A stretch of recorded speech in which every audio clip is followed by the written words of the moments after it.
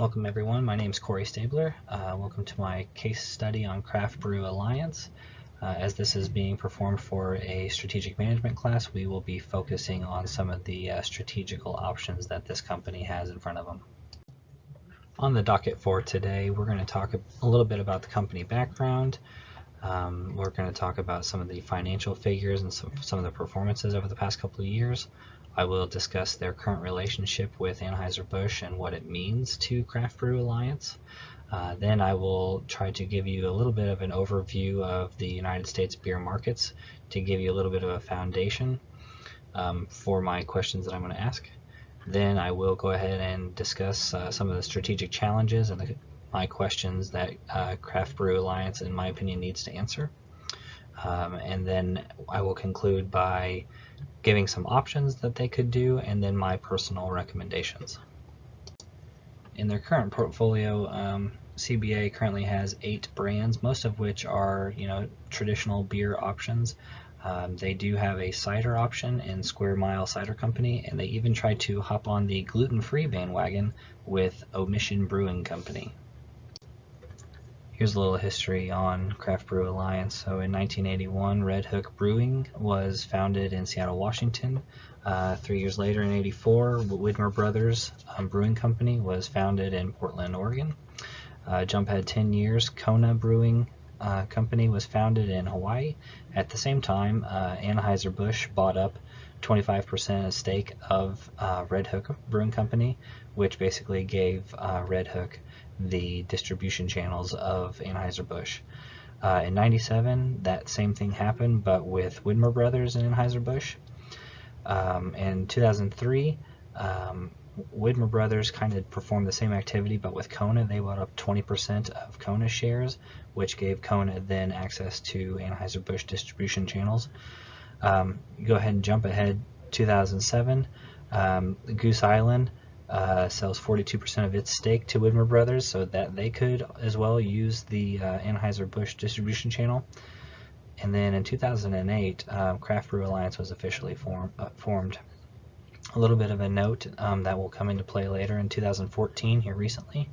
Craft Brew Alliance has entered into a partnership with the Chive, and that is an attempt to gain distribution rights to Resignation Brewery and then its KCCO beer product line that is owned by the Chive. Here are the main priorities for Craft Brew Alliance. Improving core health, to me, that just means getting better at your current manufacturing processes and cutting out waste. Strengthening the top line, we will talk about this more in depth a little bit later, but this is kind of focusing on the Kona brand a little bit. And actualizing the future. This, again, we will talk about this a little bit more, but they are going to try to unlock a little bit more of the value that's still available for the Anheuser-Busch partnership that they have. Here's a brief overview of CBA's corporate governance. Pictured here is Andrew Thomas, president of CBA, and has been since 2014. As noted, he was president and CEO of Heineken USA for a little bit. At a real high level, CBA has a management team, they have a board of directors, and they have 4 major committees that help govern the company.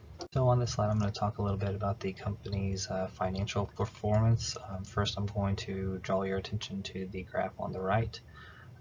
It represents stock value as measured by shareholder returns. So just a little bit behind it, it assumes $100 initial investment and reinvestment of dividends, but all things held equal, so Craft Brew being the blue line, a index of different companies over different industries being the red line, and then the green line is kind of smattering or an index of companies that are in the beverage industry. So you can tell from 2012 and especially 2013, except for a dip in 2015, the Craft Brew stock has outperformed both of those different indexes. So for the chart on the left, you can see again minus a dip in 2012 and 13, the gross margins have been steadily increasing for craft brew, and it's obviously something they'll want to continue and are expecting to continue. In 2017, you can see that they're expecting 35% gross margin in 2017. I'm going to discuss the craft brew ownership structure briefly. As I mentioned earlier, so Anheuser-Busch has bought into not only Widmer Brothers, but also Red Hook Brewing.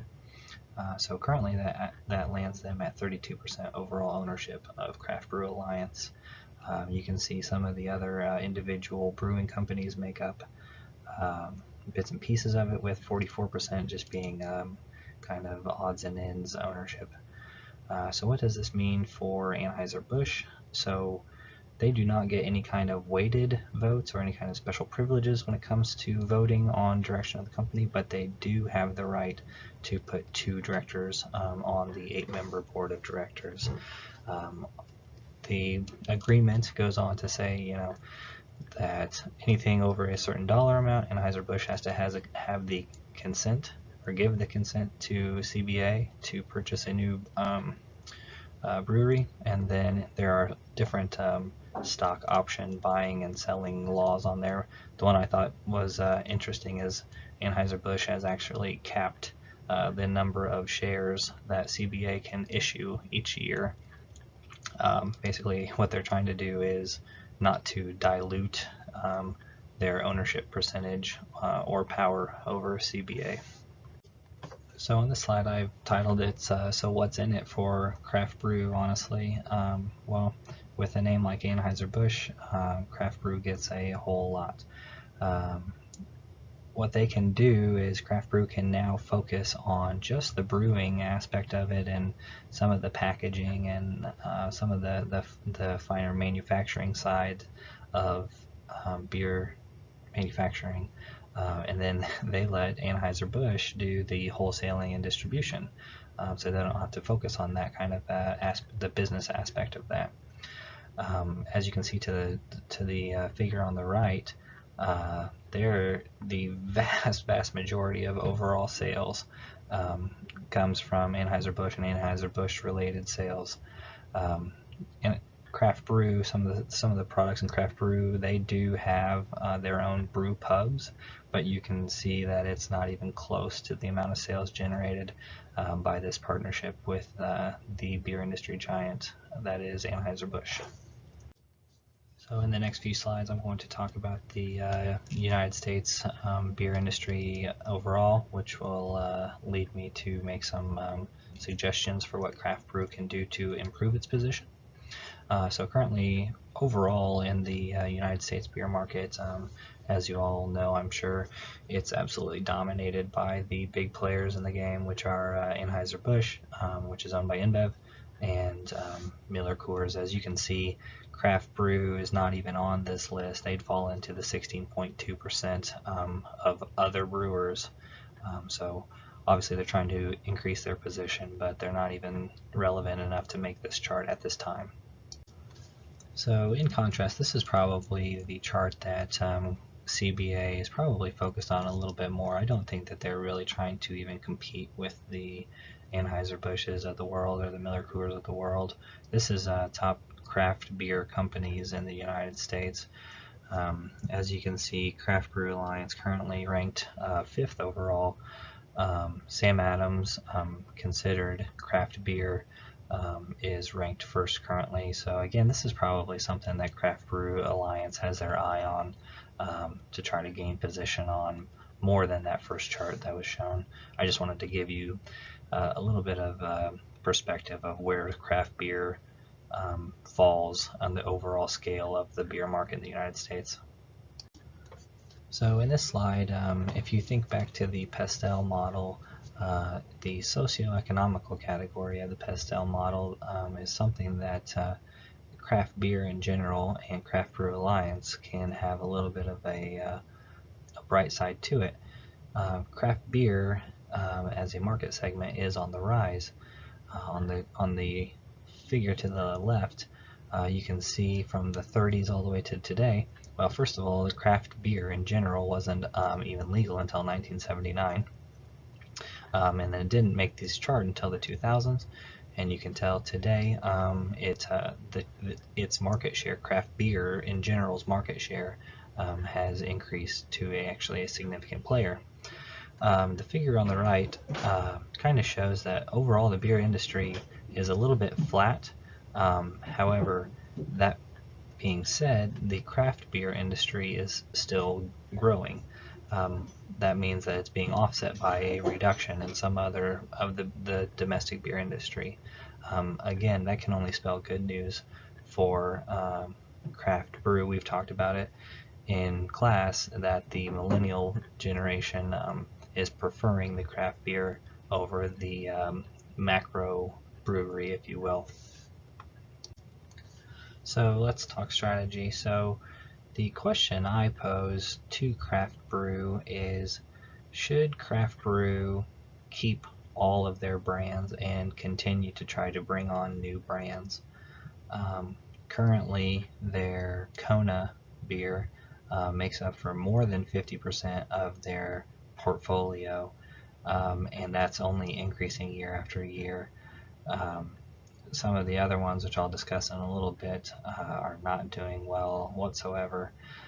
So the overall question that I'm going to pose is, what should craft brew do with all of these brands, and should they continue to try to expand brands or hold on tight to some of their older brands? So the two brands that I really focus on in this argument are actually the founding brands of craft brew, both Red Hook and Widmer Brothers Brewing.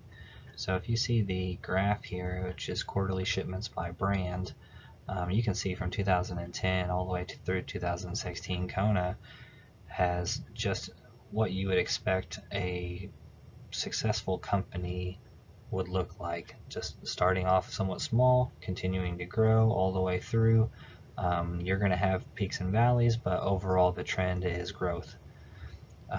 Red Hook being the red line, they showed a little bit of growth in 2013, but since then have dropped off and now just continue to lose money year after year. Widmer Beers started off a little bit bigger, but has basically, minus a spike in 2014, has basically trended downward and again has lost money. So again, what should CBA do? So for this slide, I've put some strategic options for CBA. I've mainly focused on the question that I'm asking CBA. Obviously, there are endless possibilities for the different directions that they could take. But for the main question that I'm asking for the company, these are the two strategic options that I see that they could take. Number one, remain as is and spend some effort in trying to rebound your Red Hook and your Widmer brewing companies.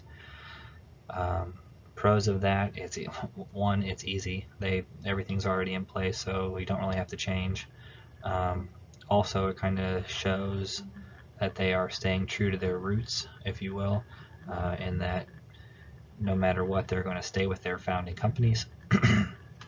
Con of option number one, well, as the data has shown, there's a potential to just continue to lose money on two of your biggest, probably your second and third biggest product lines inside your portfolio. So there's just a real large financial risk there. Strategic option number two, turn their focus, their being Craft Brew Alliance, turn the focus mainly to the Kona brewing brand, and then either sell off or discontinue some of the failing or lesser breweries. The pro to that, in my opinion, kind of goes back to one of their main objectives for the company. I think there's a real opportunity there to gain international appeal for Kona, and if they kind of turn some of their focus away from the failing breweries, they could kind of turn some of their focus towards gaining international leverage and gaining sales for Kona brand outside of the United States. A con for option number two, if you're cutting out the two brands that were the original brands in your portfolio and what founded your company, at that point you really do look like you're all about the money and only in it for the money. And from what I've gathered from the craft beer drinkers mentality, that kind of message to the customer is not going to sit well, and you're going to run a large risk of potentially losing some of the devoted customers that CBA has gained. From a recommendation standpoint, this is what I personally think their strategy should look like. Right now, I think that they need to keep all brands for now. I think they're maybe 1 year a little too hasty if they were to cut the Red Hook and Widmer brands. They need to monitor the sales maybe 1 more year. That being said, I do think from a manufacturing standpoint they need to shift some of the brewing capacity away from the Red Hook and the Widmer brands. Potentially, if the sales decline, maybe start exploring combining those two products into one brewing facility. By doing that, they're going to free up manufacturing capacity that they can then fill with Kona production. From a front office strategy, I think that if they shift some of the attention away from the Red Hook and the Widmer brands, that can increase their likelihood of creating a foothold, an international foothold for Kona and Kona sales. They're already trying to do it. I just think with some extra resources, they could really try to gain some pretty significant impact there.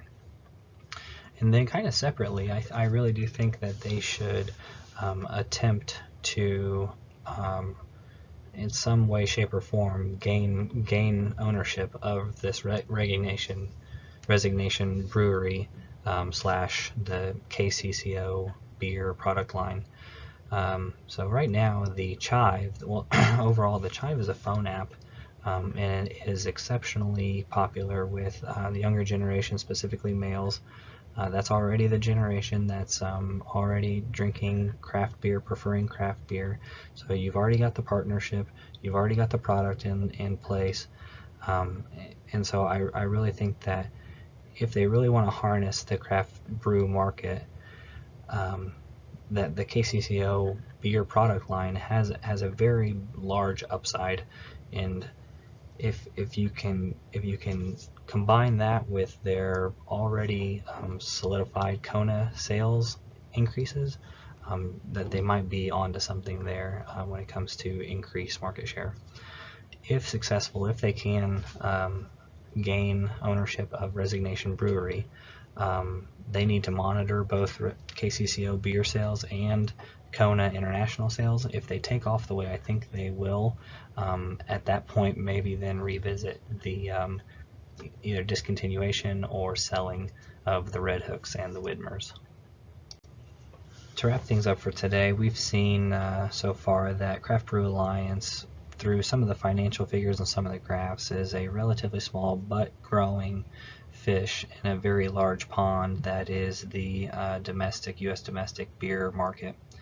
Like we discussed, they continue to see growth from their Kona brand, but especially the last couple of years they've seen a lot of money loss in their Red Hooks and the Widmers of their portfolio. One thing that I've noted is that I really think that they have an opportunity here to gain a foothold with the younger generation by at least pursuing their partnership, and if not acquisition, of Resignation Brewery and the KCCO product line. Overall, in conclusion, I've thought that this Craft Brew Alliance case study has been entertaining, to say the least. I know that I will certainly continue to monitor what they do going forward because I'm now intrigued by them. I hope you guys have either learned something or at least found it interesting, if nothing else. So I thank you for listening, and you guys have a great day.